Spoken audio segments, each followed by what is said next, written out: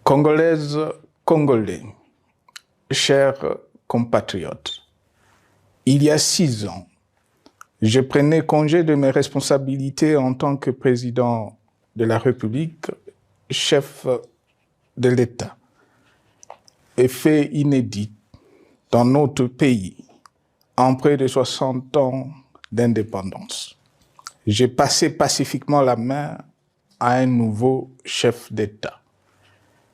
Depuis lors, je m'étais imposé un strict devoir de réserve, y compris quand j'ai fait l'objet, directement ou par mes proches interposés, de provocations, de déni de droit, d'humiliation, d'imputations dommageables et d'autres multiples atteintes à ma dignité.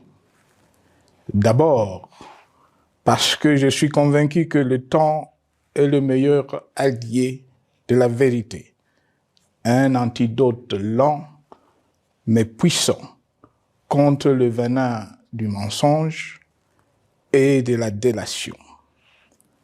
Mais aussi et surtout, parce qu'agir autrement aurait fait le jeu de ceux qui, par cette campagne odieuse, cherchaient à détourner l'attention de notre peuple de leur incapacité, aujourd'hui avérée, à répondre à ses attentes et aspirations.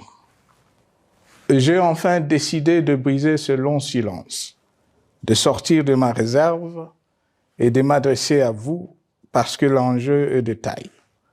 Il est même existentiel. Non pas pour ma famille politique ou biologique, moins encore pour ma modeste personne, mais plutôt pour la nation congolaise et pour l'avenir de notre cher et beau pays. J'ai décidé de briser le silence parce qu'au vu de la situation que traverse notre pays, continuer à me taire m'aurait rendu poursuivable devant le tribunal de l'histoire pour non-assistance à plus de 100 millions de compatriotes en danger.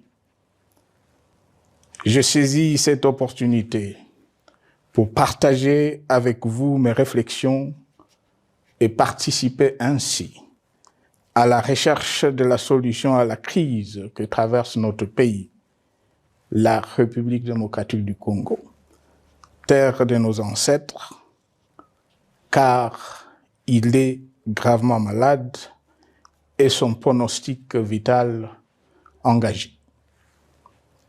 Mieux que quiconque, vous en êtes conscient, car vous en faites quotidiennement les frais dans votre chair et vous en payez le prix. Mes chers compatriotes, vu l'importance stratégique de notre pays et le rôle qu'il est appelé à jouer, j'avais, de l'avènement au pouvoir du chef de l'État actuel, conclu avec lui un accord donnant naissance à la coalition entre nos forces politiques respectives. À propos de cet accord, beaucoup de contre-vérités ont été dites, y compris, fort malheureusement, par celui qui est censé connaître la vérité, parce qu'en étant l'un des 2 principaux signataires. En attendant qu'au moment opportun, la vérité soit rétablie, preuve irréfutable à l'appui, permettez-moi pour l'instant d'affirmer qu'en ce qui me concerne, la conclusion de cet accord n'avait pour seule motivation que l'intérêt supérieur de la nation. Par cet accord de mutualisation de forces, j'entendais en effet permettre à mon successeur d'exercer dans la direction des affaires de l'État plus de pouvoir effectif que ce que la faible représentation de sa famille politique au sein de la nouvelle Assemblée nationale était en droit de lui conférer. Je voulais par ailleurs faciliter le fonctionnement harmonieux des institutions et éviter à la nation, comme à notre jeune démocratie, d'éventuelles crises politiques qui leur auraient été fatales. Cette première alternance pacifique et civilisée à la tête du pays avait suscité d'autant plus d'espoir qu'en janvier 2019, notre pays s'est trouvé en bien meilleur état qu'au moment de ma propre accession à la magistrature suprême en janvier 2001. Alors que j'avais trouvé un pays au bord de l'implosion, miné par une longue dictature et des guerres, sans institutions républicaines, économiquement en faillite et socialement déchiré. Bref, un pays dont l'incertitude des lendemains menaçait la stabilité de toute la région. Le 24 janvier 2019, j'avais en effet légué un bien meilleur héritage à mon successeur, à savoir un pays réunifié, largement pacifié et dont les limites territoriales correspondaient exactement à celles qu'elles étaient au 30 juin 1960. Une nation reconstituée, réconciliée et fière de sa diversité. Un État doté d'une constitution progressiste et des institutions fonctionnant harmonieusement. Une économie dynamique et résiliente et débarrassée du fardeau de la dette hérité de régimes antérieurs, du fait de multiples réformes structurelles engagées. Une armée nationale républicaine de plus en plus professionnelle et capable de relever le défi de la défense de l'intégrité du territoire national. Une démocratie en constante consolidation, avec notamment l'organisation sur fonds propres d'un troisième cycle électoral. Le cœur serré, je constate qu'à peine 6 ans après, ce bel héritage en indivision, légué à l'ensemble de notre peuple, a été complètement dilapidé par celui qui en avait reçu la garde. Que notre pays offre un spectacle de plus désolant et qu'il suscite d'autant plus de désespoir au sein de notre peuple et de pitié et de moquerie à travers le monde, que l'inconscience de ses dirigeants ne permet aucun espoir de redressement. Cette détérioration rapide de la situation générale du pays est principalement due à l'iverse du pouvoir sans limite. Le nouveau dirigeant s'illustre en effet par une série de remises en cause, reniements et violations intentionnelles de la Constitution, avec en toile de fond la volonté irrésistible de concentrer tout le pouvoir entre les mains d'un seul homme, au mépris du pacte qui cimentait la cohésion de notre peuple. Le premier acte de remise en question de ce pacte républicain, véritable socle de stabilité et de cohésion nationale, a consisté à violer délibérément la Constitution et les lois pertinentes lors du premier remaniement de la Cour constitutionnelle par le président de la République. La violation de ce texte juridique, fondement de tout état de droit, pour de simples raisons de confort politique est devenu depuis lors une marque distinctive de la gouvernance de notre pays. Dans le même esprit, en décembre 2020, il fut organisé un coup d'État institutionnel à la suite du renversement en pleine mandature d'une majorité parlementaire, pourtant dévolue par le peuple souverain, ainsi que le gouvernement qui en était issu.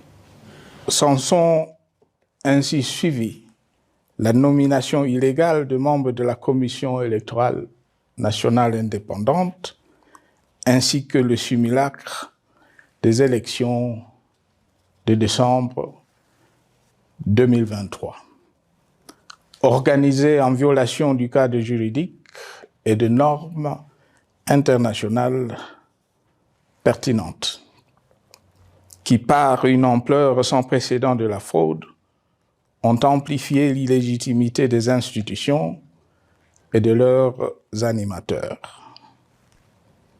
Le coup de grâce a été donné par l'annonce du projet de changement de la Constitution, un projet dont la réalisation liquiderait totalement le consensus national de Sun City.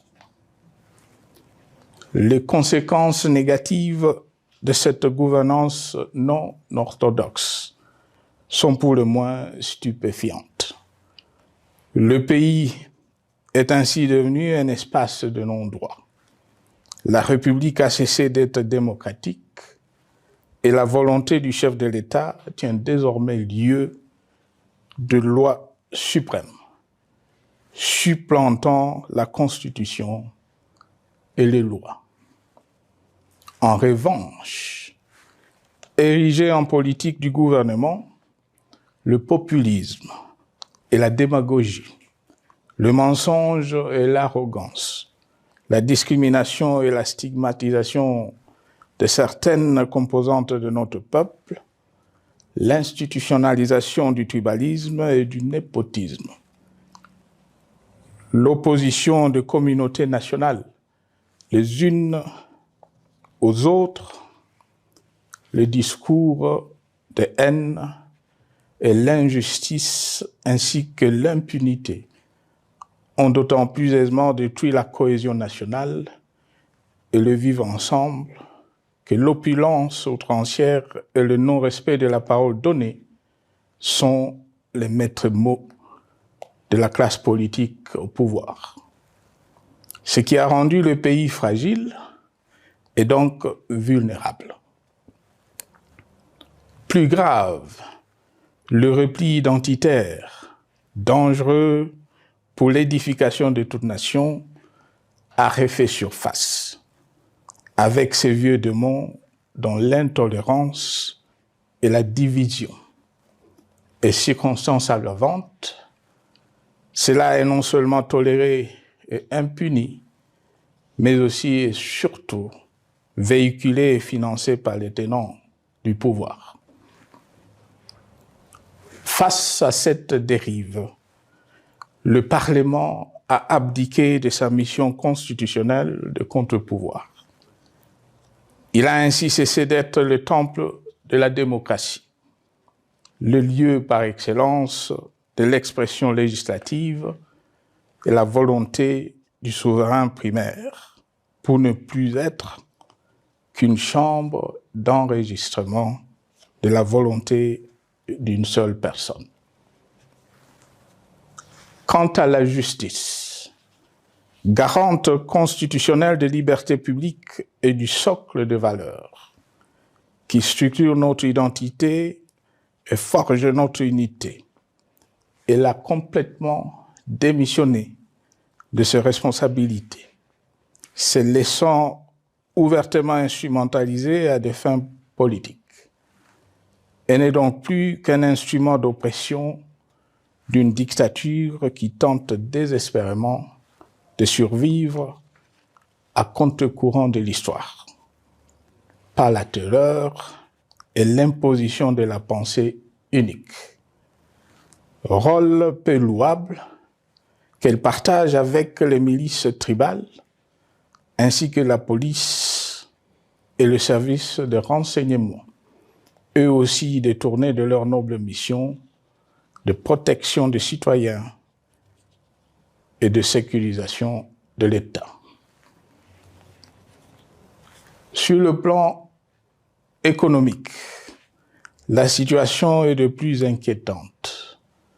Malgré l'augmentation des recettes publiques, essentiellement due à l'arrivée à maturité de toutes les réformes courageusement votées de 2002 à 2018, notamment le nouveau code minier, forestier, des hydrocarbures, des assurances et de la sous-traitance, et un niveau d'aide financière accrue de la part des institutions de Bretton Woods.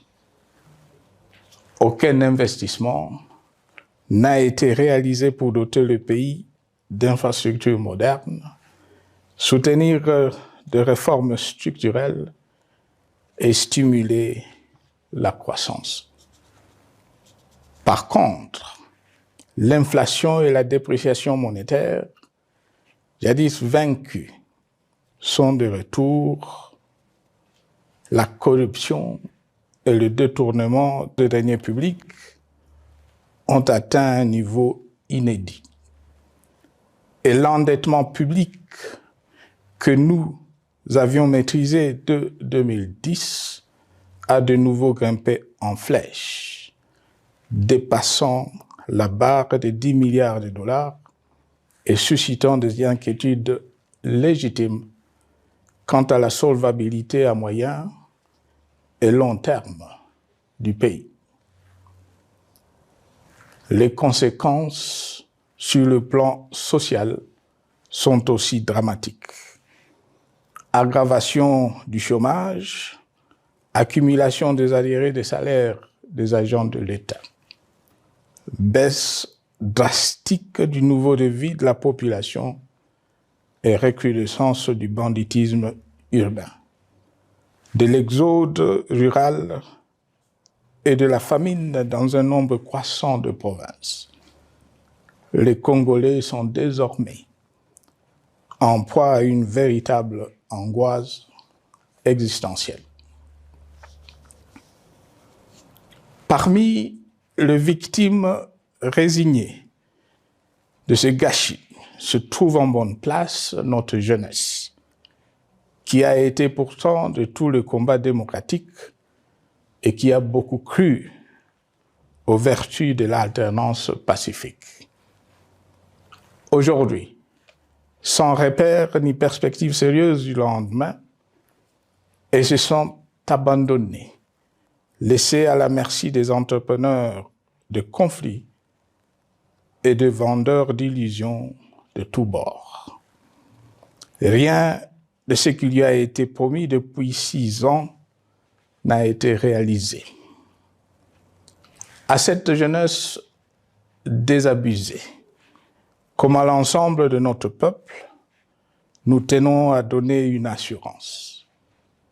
L'échec d'un régime compromet, mais ne scelle pas définitivement le sort d'un peuple. Mes chers compatriotes, s'agissant de la situation sécuritaire, dans les grandes agglomérations comme dans nos campagnes, elle est partout plus que préoccupante. C'est le cas notamment au nord Kivu, au sud Kivu, en Ituri, au Maniema, au Tanganyika, au Katanga et au Mai-Ndombe, province pourtant voisine de Kinshasa, capitale du pays et siège des institutions. Le sang de nos compatriotes civils et militaires, valeureux officiers et soldats des rangs, mais aussi députés, éminents membres de la société civile ou de partis politiques, a ainsi abondamment et gratuitement coulé. Du fait de l'intolérance, du cynisme, voire pire, d'un terrorisme d'État pratiqué dans un seul et unique dessein, l'abus du pouvoir pour le pouvoir. C'est le cas, entre autres, de plusieurs centaines de détenus du centre pénitentiaire de rééducation de Makala, sauvagement abattus dans la nuit du 1er au 2 septembre 2024, victimes sans défense d'un crime incontestable contre l'humanité, à ce jour resté impuni. Il en est de même de membres de la secte mystico-religieuse Wazalendo de Goma, de jeunes de la Junafek à Lubumbashi et du massacre des adeptes de l'église Mbidi à Kilwa. Cette déliquescence de la situation sécuritaire est due à la mauvaise gouvernance du pays qui, dans ce secteur, est aujourd'hui caractérisé par une formation militaire bâclée, des recrutements et mises en place ethniquement motivés, ainsi que par l'emprisonnement sans jugement, aussi bien de plusieurs militaires et officiers de haut rang que des agents de l'ordre et de sécurité, majoritairement swahiliphones. Bien plus, à l'armée nationale, bouclier de la nation, instrument de préservation de l'indépendance nationale et de l'intégrité territoriale, il a été substitué de bandes de mercenaires, de groupes armés, de milices tribales et de forces armées étrangères qui ont non seulement montré leurs limites, mais aussi enfoncé le pays dans un chaos indescriptible. L'État a ainsi perdu le monopole de la violence légitime en sous-traitant aux groupes armés, autrefois maîtrisés, le maintien de l'ordre public et de la tranquillité nationale. Et comme si cela ne suffisait pas, l'armée nationale est vilipendée, conspuée et tournée en dérision par les autorités qui n'assument jamais rien alors qu'elles sont censées veiller à sa consolidation et à sa respectabilité.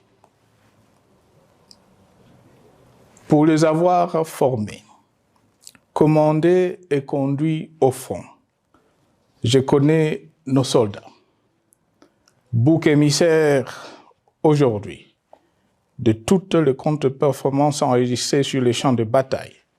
Ils ne sont pourtant pas intrinsèquement moins bons, moins nationalistes et moins loyaux. Ce qui a changé entre-temps, c'est la qualité du commandement et de leur prise en charge. Au niveau régional, le gouvernement a levé l'option désastreuse de se détourner de deux principaux instruments internationaux qui étaient à la base de l'architecture régionale de paix et de sécurité, laquelle avait permis la stabilité régionale que le président actuel avait trouvée lors de son accession au pouvoir. À savoir, le pacte sur la sécurité, la stabilité et le développement dans la région de Grand Lac et l'accord cadre pour la paix, la sécurité et la coopération pour la République démocratique du Congo et la région. Plus grave encore, en faisant de forces négatives, les FDLR, ainsi que des centaines de groupes armés congolais, des supplétifs des forces armées de la République démocratique du Congo, le gouvernement a ouvert la voie à la régionalisation du conflit, avec des conséquences inévitables sur la stabilité de la région. Mes chers compatriotes, alors que sur le plan institutionnel, politique, économique et social, les fondamentaux avaient été établis et que le pays avait été placé sur la rampe de lancement, prêt à décoller. Nous voici, hélas, en un temps record, soit 6 ans, de nouveau à la case départ. Seul d'un État failli, divisé, désintégré, au bord de l'implosion, inscrit en bonne place au palmarès de pays pauvres, le plus corrompu et très endetté. En atteste tout le rapport tant du Conseil de sécurité des Nations Unies que ceux sur l'indice de développement humain et sur la pauvreté. La crise qui déchire notre pays est donc profonde et multidimensionnelle. Sa solution doit être nécessairement globale. Toute autre approche n'a donc aucune chance de conduire à une paix durable. Bien plus, le Congo est intemporel. Il n'appartient pas à tel ou tel régime politique, ce dernier étant par définition rotatif et donc passager en démocratie. Il appartient plutôt au peuple congolais dans sa grande diversité. Ce qui est vrai du Congo l'est aussi des immenses ressources du sol et du sous-sol dont il regorge et qui sont essentielles à la croissance et au développement à l'échelle internationale. Que tous, au pays comme à travers le monde, en tiennent compte et qu'ils inscrivent leurs projets dans une perspective qui privilégie l'intérêt du Congo et des Congolais, plutôt que celui de ceux qui, à un moment ou à un autre, dirigent le pays. Cela étant, pour sauver le Congo, les griefs légitimes du peuple congolais contre le régime en place ne peuvent être éludés. Ils doivent plutôt être pris en compte. La dictature doit prendre fin et la démocratie, tout comme la bonne gouvernance économique et sociale, doivent être restaurées. Car, comme en témoigne l'histoire, il ne peut y avoir de solutions sécuritaires définitives sans solution politique sincère. Sinon, il y aura de nouvelles vagues de convulsions politiques, de troubles à la paix, d'insécurité, d'instabilité institutionnelle, de conflits armés et de guerres civiles. Perspective qu'en toute responsabilité, nous, Congolais, ne pouvons plus nous permettre. Il est dès lors vital que les multiples initiatives de recherche de la paix, Luanda, Nairobi, EAC-SADC, l'Union africaine, Doha et Washington, que nous accueillons favorablement, les considérant comme autant de signes de compassion et de solidarité à notre peuple, soient conscientes de cette exigence. Qu'elles accordent aux Congolais à la fois maîtres de leur destin et premières victimes de cette crise la place centrale qui leur revient de droit, aussi bien dans le diagnostic du mal dont souffre le pays que dans la prescription du traitement dont il a besoin pour en guérir définitivement. Il convient de noter à ce sujet que le gouvernement de Kinshasa s'est enfin résolu à se mettre autour d'une même table avec l'AFC/M23 depuis plusieurs semaines à Doha, même si, bizarrement, il continue à considérer comme un crime le fait que les autres Congolais se parlent entre eux.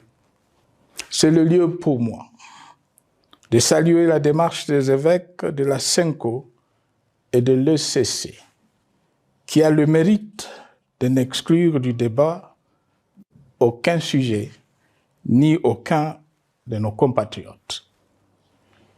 Sans être parfaite, cette initiative conjointe des Églises mérite le soutien et, si nécessaire, des enrichissements de la part de notre peuple.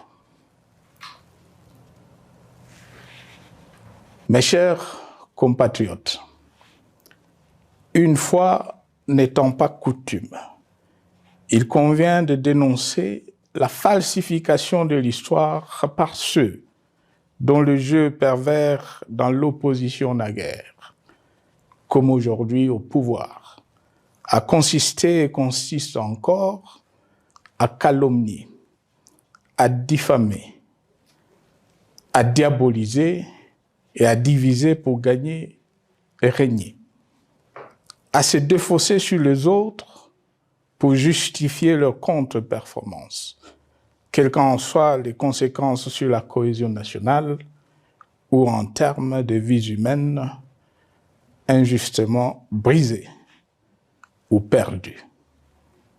Une preuve, s'il en fallait encore, vient de nous en être donnée une fois de plus. Il y a quelques jours, en effet, suite à une simple rumeur de la rue ou des réseaux sociaux sur ma prétendue présence à Goma, où je veux me rendre dans le prochain jour, comme annoncé par ailleurs, le régime en place à Kinshasa a pris des décisions arbitraires, avec une légèreté déconcertante qui témoigne du recul spectaculaire de la démocratie. Mieux que quiconque, vous savez que pour moi, le Congo est la priorité absolue, que sa souveraineté et son intégrité territoriale ne sont pas négociables, que mon engagement pour la démocratie, la cohésion nationale, la paix et la stabilité n'est pas un slogan creux, et que le respect de la Constitution et des lois du pays, autant que celui de la parole donnée, sont sacrés. Militaire, j'ai juré de défendre la patrie jusqu'au sacrifice suprême. Hier au pouvoir, aujourd'hui en dehors du pouvoir, je demeure plus que jamais fidèle à ce serment. En ce moment où le pays est de nouveau divisé, appelé par le destin, j'ai le devoir d'œuvrer à la recherche de la paix et de contribuer à la reconstruction de notre pays qui se meurt.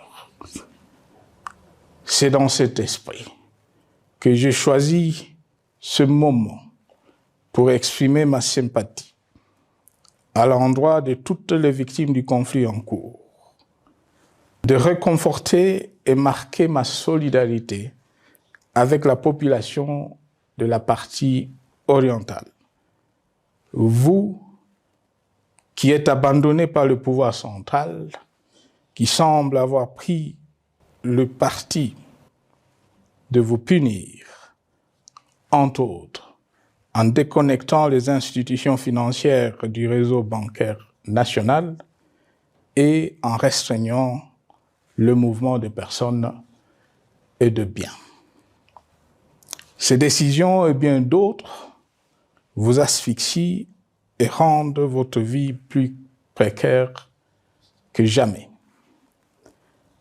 J'en appelle aux uns et aux autres, en particulier au gouvernement, d'humaniser les conditions de vie de nos compatriotes de cette partie du territoire national. Ils ont droit à la vie, à la scolarisation de leurs enfants et aux autres conditions du bien-être. En entendant le rétablissement de l'autorité de l'État sur toute l'étendue du territoire national, j'invite les tenants du pouvoir à protéger la population. De même, l'armée, la justice, les autres structures en charge de l'ordre et de la sécurité doivent être véritablement au service de la population et répondre à ses aspirations. Mes chers compatriotes, de par mon expérience dans des situations similaires, le patriotisme et l'humanisme ont guidé le processus de règlement de conflits et ont porté de fruits dans le passé, aussi bien sur les champs de bataille que sur celui des négociations ou du dialogue. Notre pays avait été divisé de quasi-moitié pendant quelques années. La sagesse avait alors prévalu. Nous avions recollé le morceau et le pays a survécu dans son unité. C'est ainsi qu'après quelques années de réflexion sur la crise en cours, après avoir consulté des chefs d'État et des anciens chefs d'État de la région, ainsi que des acteurs politiques et sociaux, nationaux et étrangers, j'ai fait ce jour une proposition qui engage la nation tout entière à un sursaut patriotique pour un pacte citoyen afin de tirer le pays du gouffre. Le travail hardi qui s'impose à nous portera notamment sur les 12 points suivants. 1. Mettre fin à la dictature, mieux à la tyrannie. 2. Arrêter la guerre. 3. Rétablir l'autorité de l'État sur toute l'étendue du territoire national. 4. Restaurer la démocratie en revenant aux fondamentaux d'un véritable État de droit. 5. Rétablir les libertés fondamentales. 6. Réconcilier le Congolais et reconstruire la cohésion nationale. 7. Relancer le développement du pays par la mise en place d'une bonne gouvernance économique, une gestion administrative et financière orthodoxe et une répartition équitable des ressources nationales. 8. Relancer le dialogue sincère et permanent avec tous les pays voisins en vue de l'instauration de la paix et du développement durable dans la région. 9. Rétablir la crédibilité du pays auprès de partenaires au niveau tant régional, continental qu'international. 10. Neutraliser tous les groupes armés nationaux et étrangers et rapatrier ces derniers dans leur pays d'origine. 11.